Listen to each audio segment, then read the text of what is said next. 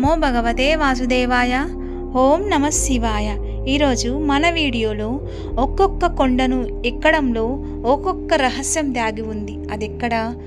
శ్రీ వెంకటేశ్వర స్వామి ఆలయంలో ఉన్న తిరుమల 7 కొండలు ఆధ్యాత్మికమైన పూర్వ చరిత్రలు చాలా ఉన్నాయి. అవేంటో ఇప్పుడు తెలుసుకుందాం.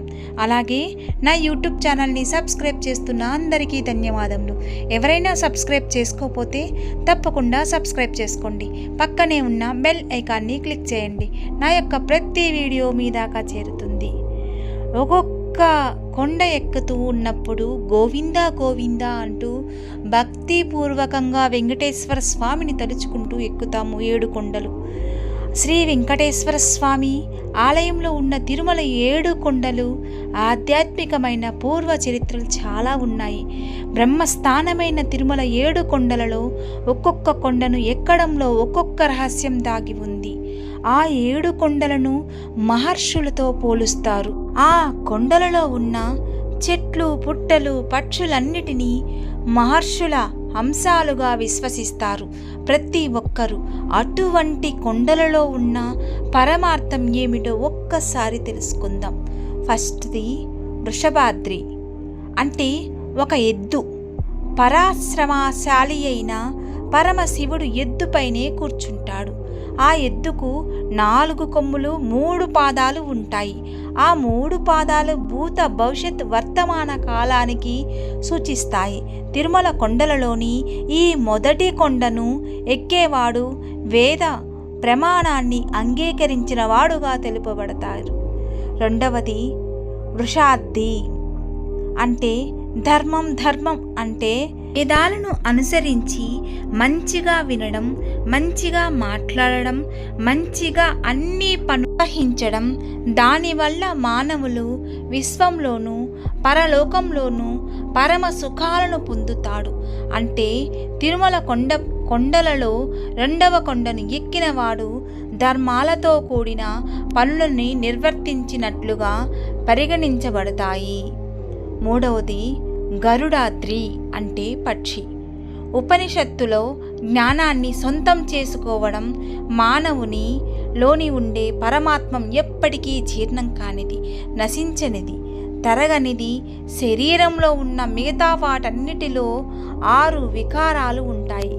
అవి పుట్టింది, ఉన్నది, పెరిగినది, మార్పు చెందేది, తరిగేది, నశించేది. ఇవన్నీ పుట్టిన ప్రతి మానవునికి జరుగుతూనే ఉంటాయి.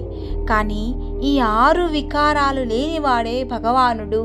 అంటే తిరుమలలో ఉండే 3వ కొండ అయిన గరుడాద్రి ఎక్కితే భగవానుడికి జ్ఞానం చేత తెలుసుకోవడం అన్నమాట. 4వది అంజనాద్రి. అంజన అంటే కంటికి కాటుక వంటిది. కళ్ళతో చూసిన ప్రదేశాల్లో అంతటా బ్రహ్మమే ఉన్నాడని తెలుసుకోవడమే కంటికి కాటుక. అంటే తిరుమల కొండలలో 4వ కొండ అయిన అంజనాద్రి ఎక్కితే బ్రహ్మను గ్రహించినట్లుగా పరిగణించబడుతుంది. 5 శేషాద్రి.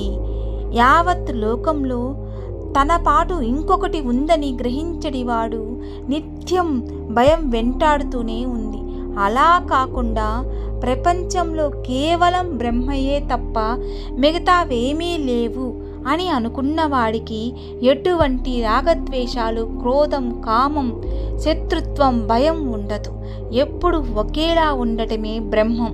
శేషాద్రి కొండని ఎక్కితే అటువంటి స్థితిని గ్రహించినట్లే అవుతుంది. 6వది వెంకటాద్రి.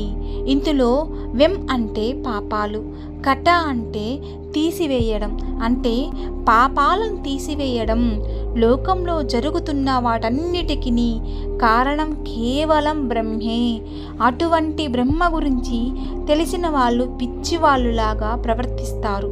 రామకృష్ణ పరమహంస కూడా ఇటువంటి పిచ్చి పరిస్థితి ఎప్పుడు వస్తుందోనని నిత్యం తలుచుకునేవాడు. అంటే ఇక్కడ జ్ఞాని, పిచ్చివాడి స్వభావం, అర్థం ఒకేలా ఉంటుంది. ఇద్దరూ పరబ్రహ్మను గ్రహించగలరు. వెంకటాద్రి కొండని ఎక్కితే ఇటువంటి పరిస్థితిని పొందినట్లుగా అర్థం.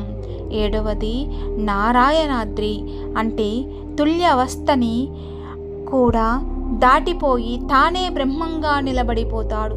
అటువంటి స్థితిని పొందడమే ఈ నారాయణాద్రి. ఈ 7 కొండలు ఎక్కడం వలన ఎంత పుణ్యము ప్రాప్తిస్తుందో తెలుసుకున్నాం కదా. 7 కొండలకి ఒక్కొక్క రహస్యం దాగి ఉంది. ఇప్పుడు చెప్పుకున్నాం కదా. 7 కొండలు ఎక్కుతున్నప్పుడు కూడా స్వామి నువ్వు ఉన్నావని అడుగడుగుల దండాలవాడా, 7 కొండలవాడా, ఆపదల మొక్కులవాడా, అనాథ రక్షక, గోవిందా గోవిందా అంటూ మన పిలిచే ప్రతి పలుకు శ్రీ వెంకటేశ్వర స్వామి వింటూ ఉంటాడు. ఆపదల మొక్కులవాడు కనుక ఆపదలను తొలగిస్తాడు. సర్వవేల్లో సర్వ అభిష్టలు నెరవేరుస్తూ 7 కొండలలో నిలయుడై ఉండి మన ఇంటిని ప్రతి ఒక్క జీవితాన్ని సరిచేసి ముందుకు నెడుతూ ఉంటాడు. ఆయనే శ్రీ వెంకటేశ్వర స్వామి. విన్నారు కదా, శ్రీ వెంకటేశ్వర స్వామి 7 కొండల గురించి, మహత్యం గురించి తెలుసుకున్నాం. ఈ వీడియో మీకు నచ్చినట్లయితే తప్పకుండా సబ్స్క్రైబ్ చేయండి, షేర్ చేయండి, కామెంట్ పెట్టండి. సర్వేజన సుఖినో భవంతు.